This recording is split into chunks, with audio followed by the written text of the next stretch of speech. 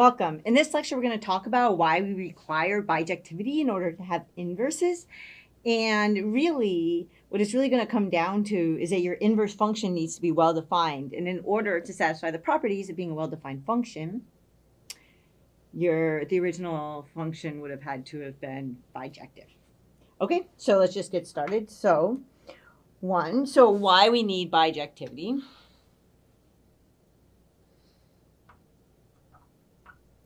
So this is the goal, is why we need bijectivity.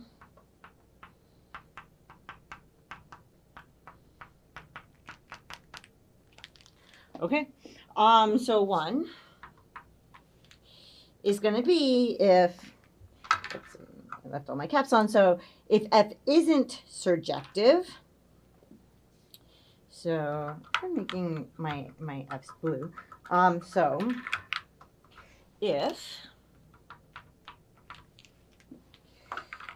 if f isn't surjective,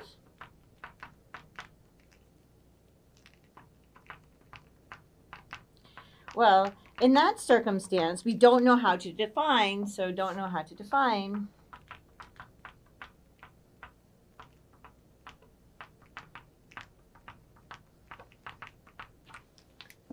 We're going to do our inverse in orange. So we're not going to know how to define f inverse of t. So why need bijectivity for f from s to t? I'm just kind of setting my notation. I didn't do that before. F from s to t to have an inverse.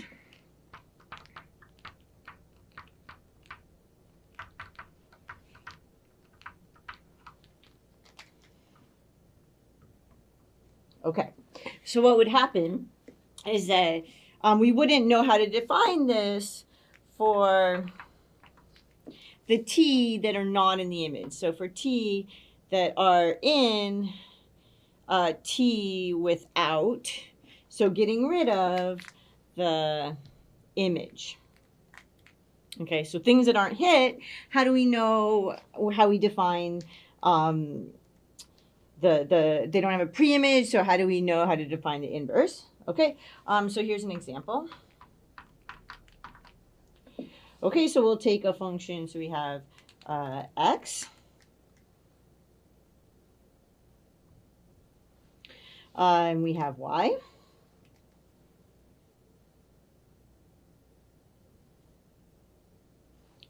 Okay, and then we have our function y equals f of x.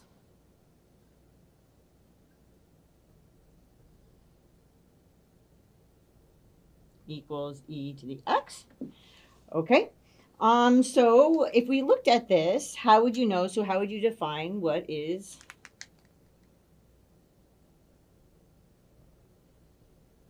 f inverse of, for example, we never hit -1, right?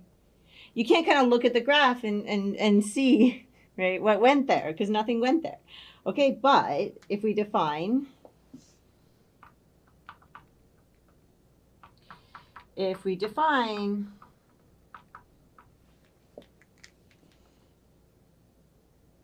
f from R to, and then we restrict, we've talked about this a bit before, which is that we restrict the codomain to be the range, okay, and this would take x to e to the x, so x would go to e to the x. Right? Now we can define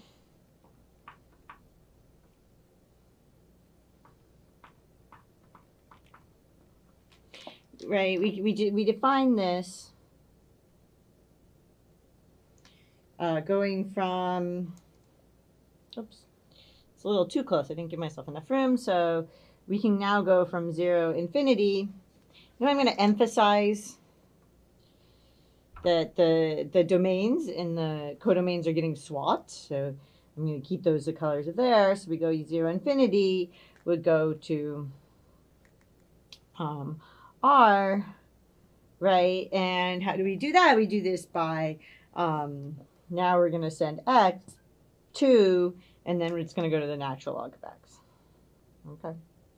But it's not a coincidence, the fact that we had to restrict the domain, because the natural log, it doesn't make any sense to put negative numbers into it. And that came from the fact that the e to the x has no negative outputs. Okay. So let's look at now the circumstances of f not being injective. So 2, if we have that f is not injective, so if f, right, isn't injective,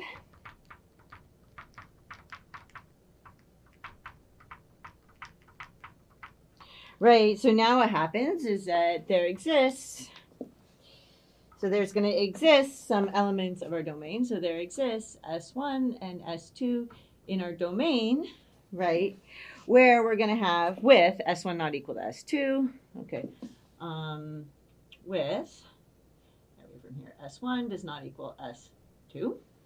Okay, so those are not, we have 2 distinct elements of our domain.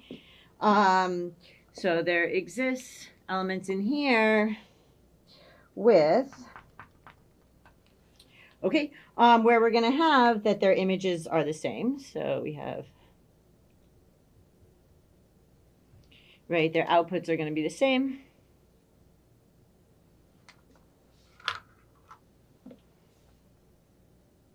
Okay. So now what's going to happen is that f inverse. Okay. So now,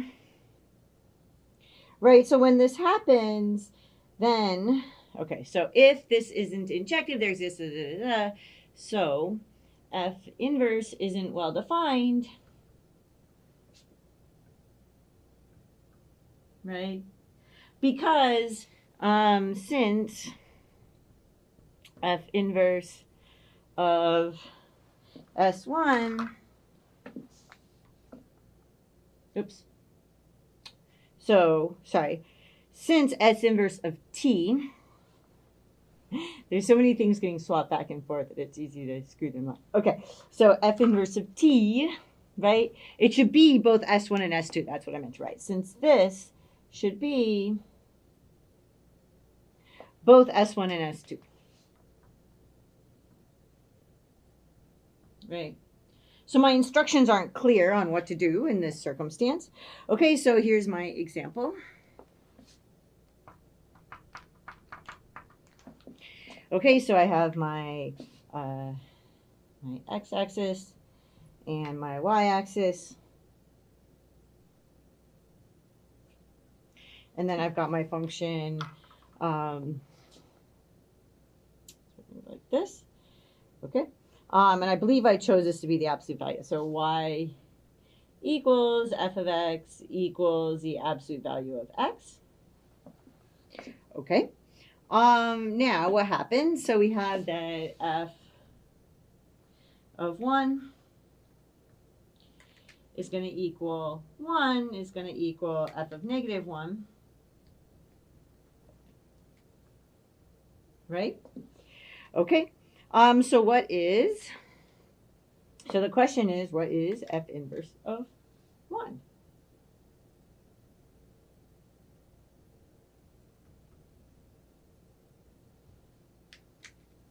Right? You don't have, you're supposed to just look at what got mapped to it, but now 2 things got mapped to it. You don't actually know which one you're supposed to choose. Okay? So this all highlights a key point. So key takeaway.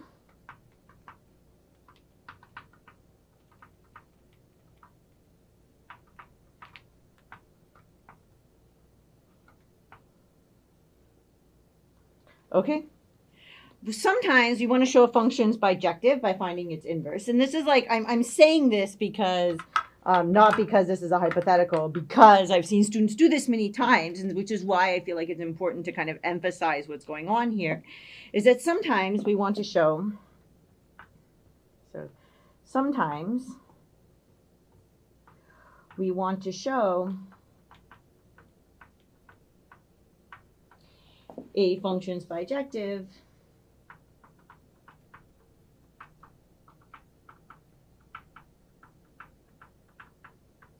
right? By finding its inverse.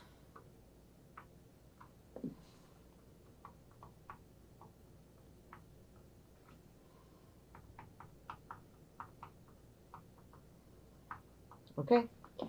But we need the inverses well defined.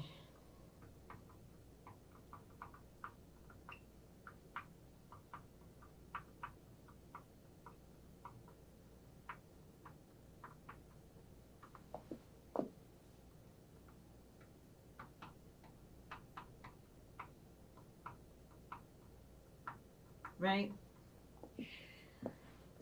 So in light of 1 and 2, this corresponds to proving. So in light of 1 and 2, and the definition of well-defined, in light of 1 and 2, right? This corresponds to proving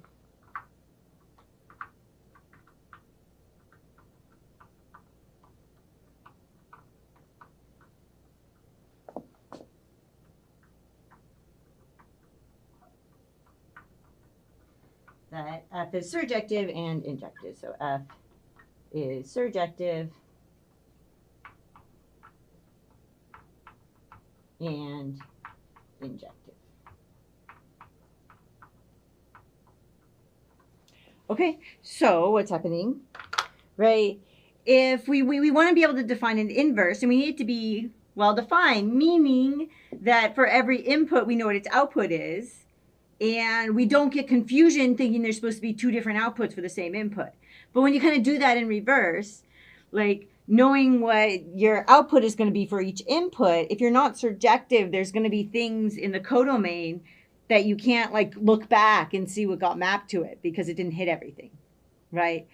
And if you're not injective, then it gets confusing as to which of the elements in the pre-image you're actually supposed to map to, which kind of violates the other part of being well defined. Okay, so this is a common. I kind of highlighted that particularly because this is a very common student mistake. Like, I'm going to show that something's bijective, and they give me a function and say, look at its inverse. Well, if the inverse isn't well defined, then you haven't shown me anything. You just kind of wrote something down. Okay, so this is precisely why. So you do actually usually have to do some work in improving injectivity and surjectivity. Okay, so I hope that makes some sense and is helpful, and I will see you in the next lecture.